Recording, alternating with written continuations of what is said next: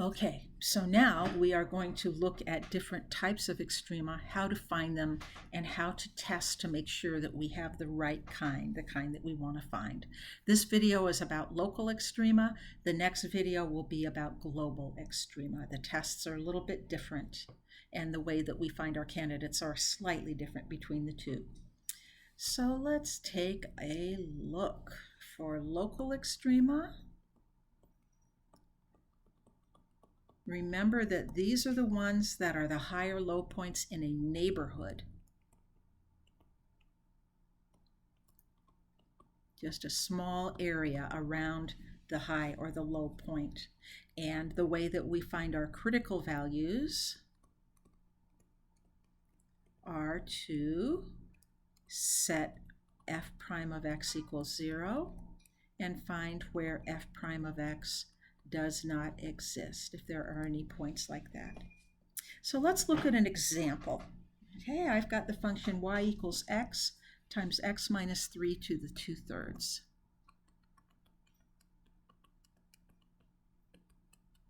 Two-thirds power right there. So if I want to find my critical values, the first thing I'm going to do is take my derivative. And in this case, I need a product rule. So the derivative of the first times the second left alone plus the first left alone times the derivative of the second.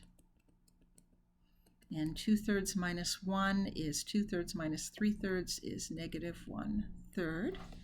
So there's my first derivative. And I need to set that equal to 0, but an easier way to test this is to first try and get a common denominator here. So I'm going to rewrite this.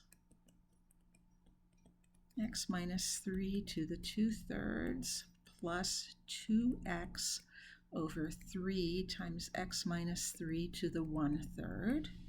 And so my common denominator is going to be 3 times x minus 3 to the 1/3. And down here, what I do on top, I have to do on the bottom. And so y prime is going to be 3 times x minus 3 to the first. That's 1/3 plus 2/3 plus 2x over 3 times x minus 3 to the 1/3 power, otherwise known as 3x minus 9 plus 2x. Yes.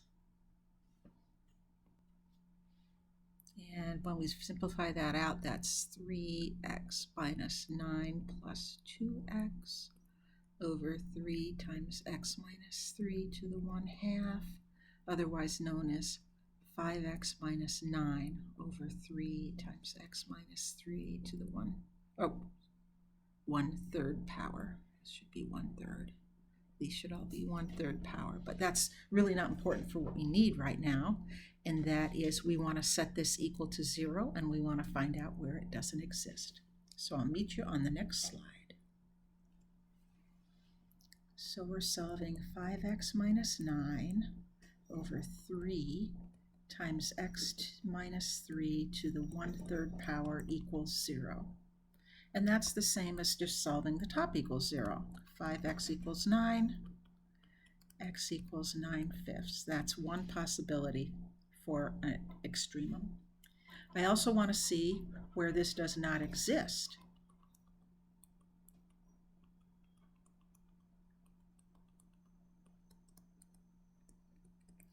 And to find out where it doesn't exist, I look at the bottom. I set the bottom equal to 0.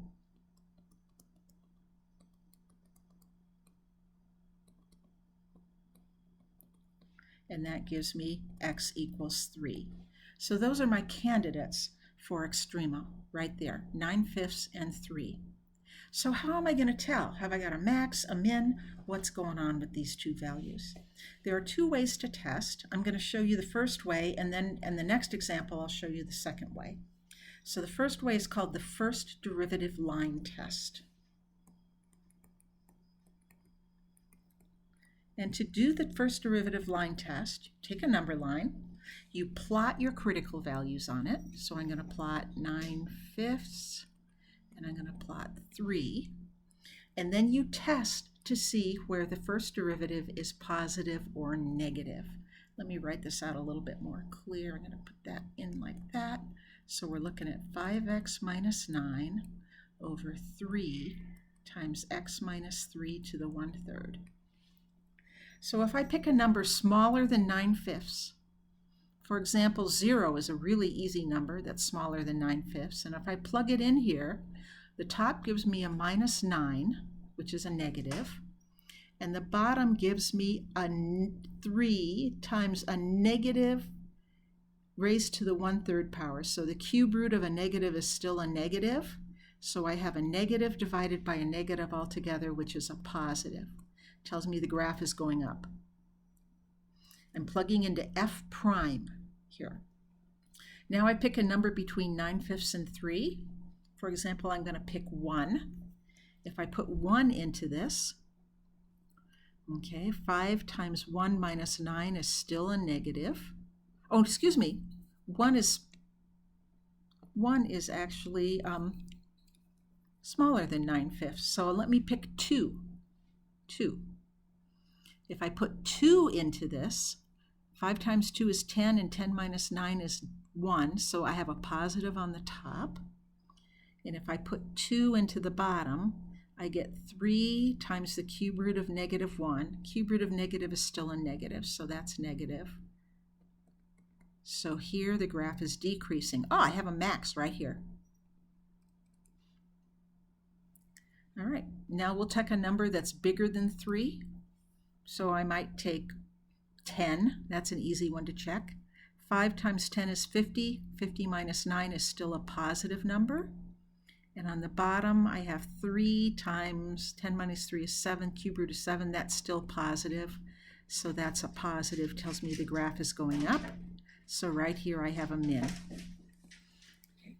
So this tells me what I have and where I have it. It doesn't tell me the y values yet. I can just get those by plugging into the original function. So we'll do that on the next slide. So here's what we know so far. When x is 9/5, I have a local minimum.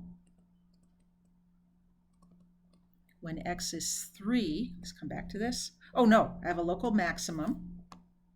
Fix that. And when x is 3, I have a local min. And I got those from the first derivative line test, from coming back and looking at the line and seeing, does the graph go up, does the graph go down?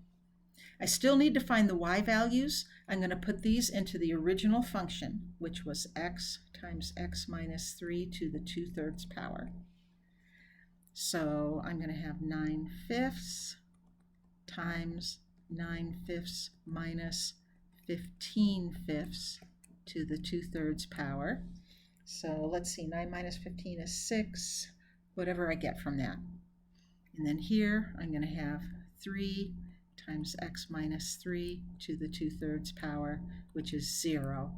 So whatever I get. Now, if they ask you what the local max is, they're asking, or the local min, they're asking for the y values.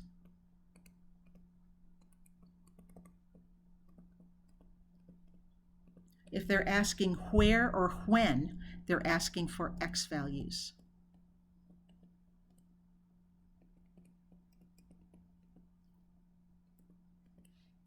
And if they ask for the point, you'll give both, of course. Excuse me. So you'll give both if they ask for the point. So, for example, if I were going to look at this, I would say I have a local min of 0 at x equals 3. Or I have a local max of that 9/5, whatever, let's see, 15 minus 9 is 6, 9/5 times 16/5 to the 2/3.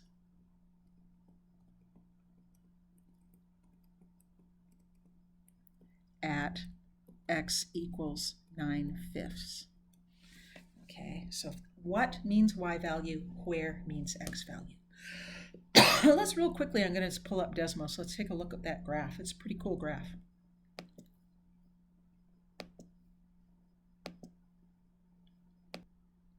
There's a picture of the graph. And you can see there's my local max right there at 1.8. That's what 9/5 is. And whatever that number worked out to be, I calculated it. And my local min at 3, 0. All right, on to the next example. Here's our next example.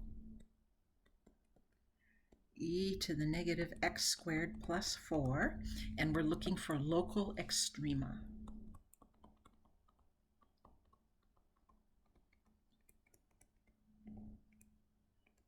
Since we're looking for local extrema, we're going to take the derivative using the chain rule. E to whatever is e to the thing times, with the chain rule, the derivative of the thing. I like to put the polynomial first. And I'm going to find out where this is equal to 0. And it's already in factored form. I have 2x times e to the minus x squared minus 4.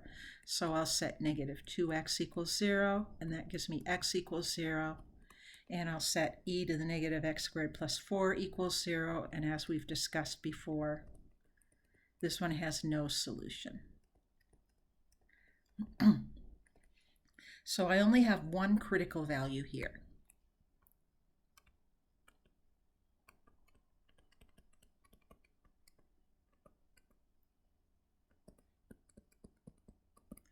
All right. Now, the way I'm going to analyze this is with what's called the second derivative test. And here's the idea behind the second derivative test. Second derivative test. First of all, it can be much quicker than the first derivative line test, which is an advantage. But the disadvantage is, first of all, that it only works for the points where the derivative is equal to 0. It doesn't work where your critical value came from the derivative not existing. So if you have a place where the derivative doesn't exist, go to the first derivative line test.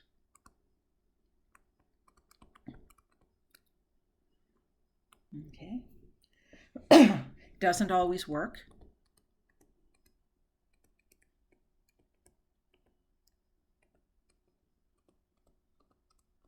It can be faster.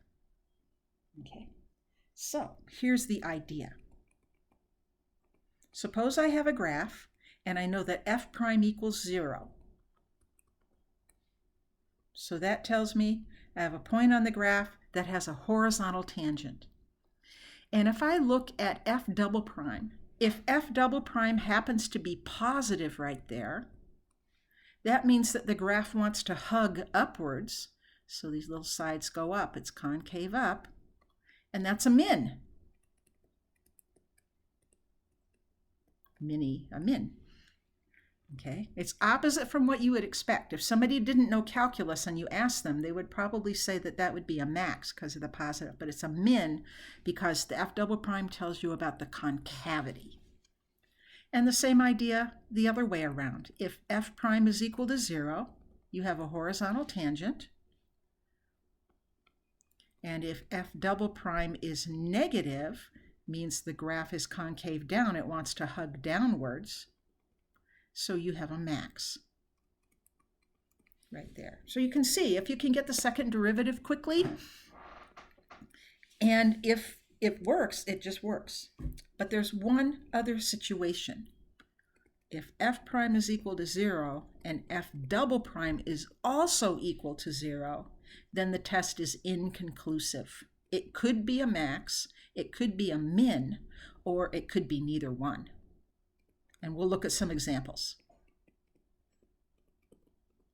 So if it's inconclusive, you have to go back to the first derivative line test.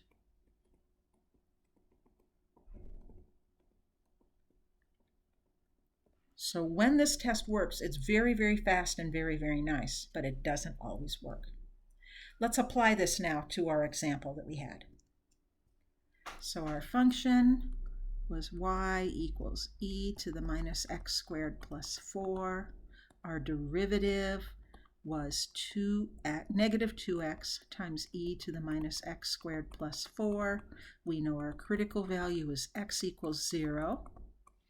So now I'm going to find y double prime, and I need to use a product rule for this. So the derivative of the first times the second left alone plus the first times the derivative of the second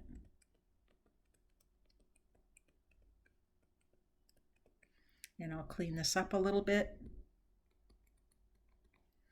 Let's see, I'm going to factor out that e to the minus x squared plus 4, get it out of the way, and that'll give me a minus 2. And then here I have a minus minus, which will make a plus. 2 times 2 is 4, and x times x is x squared. Okay. And there's my y double prime. I don't need to set this equal to 0. I don't need to solve.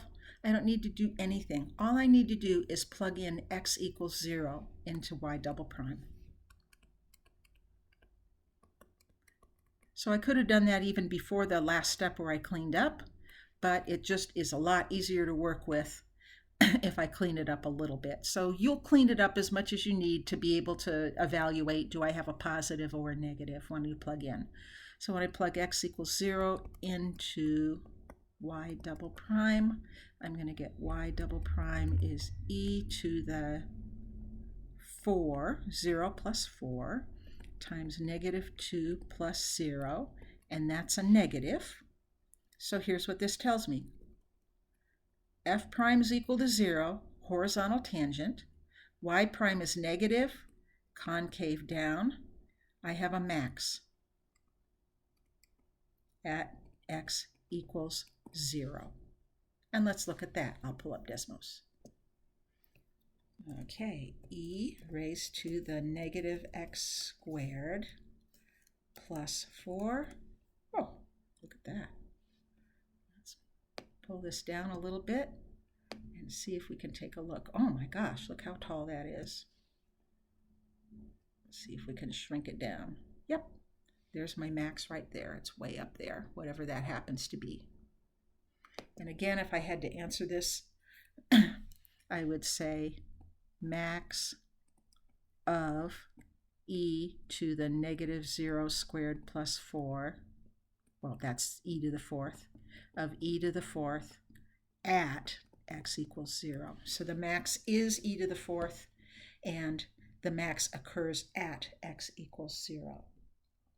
Okay. I want to give you just a quick warning about the f double prime test. Okay, when f double prime equals 0, you really can't tell anything about the function.